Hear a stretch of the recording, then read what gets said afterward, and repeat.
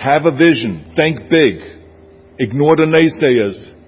Work your ass off and give back and change the world. Because if not us, who? If not now, when? What is the secret to success? The long version is that I actually always had 5 rules. And everything that I did, I always used those 5 rules. And those 5 rules helped me to become successful in various different areas.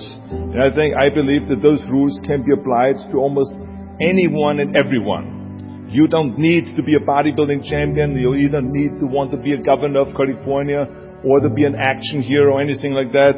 If you want to excel in whatever you do, those rules are for you. It's that simple. Now I have to tell you right off the top that I always was very intense. As a kid already, I was very intense and I was very hungry. I always wanted to be the best. I always wanted to be number one. I always wanted to get to the top. I never believed in just getting by. Now I have nothing against people that just want to get by, because I think there are many roads to happiness, but I think that we all here like to be successful and we are driven. So that's why those rules apply to you. So my first rule is find your vision and follow it. You see, I think it's the most important thing that we have a very clear vision of where we go. A goal, where do we go? Because you can have the best ship in the world.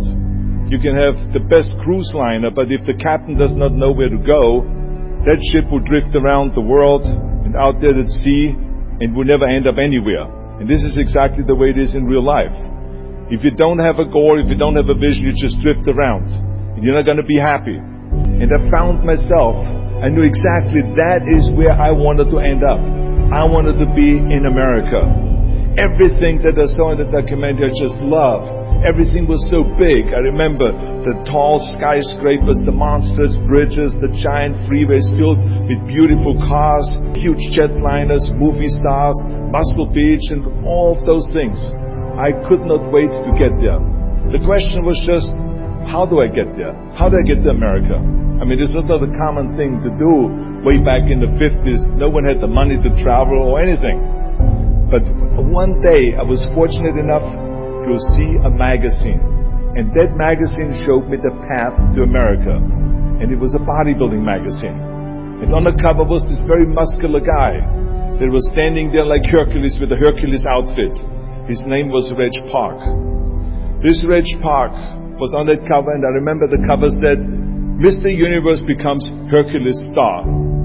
I read the article as fast as I could, learning about how he grew up in Leeds in England, poor, and how he trained 5 hours a day, every single day, and trained and lifted weights, and then he finally became Mr. Great Britain. And then he became Mr. Universe. And then he won a second Mr. Universe title and a third Mr. Universe title. And then all of a sudden he landed in Rome in Cinecittà doing Hercules movies. And there he made millions of dollars, and this money he took and bought himself a gymnasium chain in South Africa, and he became a successful gymnasium owner. And as I read, I became more and more certain about my own future.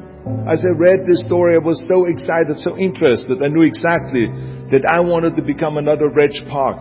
I know he laid out the blueprint for my life, basically. I could see myself, I could visualize myself clearly to be a champion on that same stage where he won the Mr. Universe, and then to move to America, then get into movies, and then become rich and famous. I had that vision very clearly laid out. I was so happy that I knew exactly where I was going. From that moment on, everything that I did, no matter how hard I had to work or how much I had to struggle, it didn't matter. It was a wonderful joyride because I knew what the purpose was and I found my passion. The simple truth is, if you don't have a vision, if you don't have a goal, if you don't see your future laid out in front of you, you're just floating around without a purpose. And I think that the numbers speak for themselves.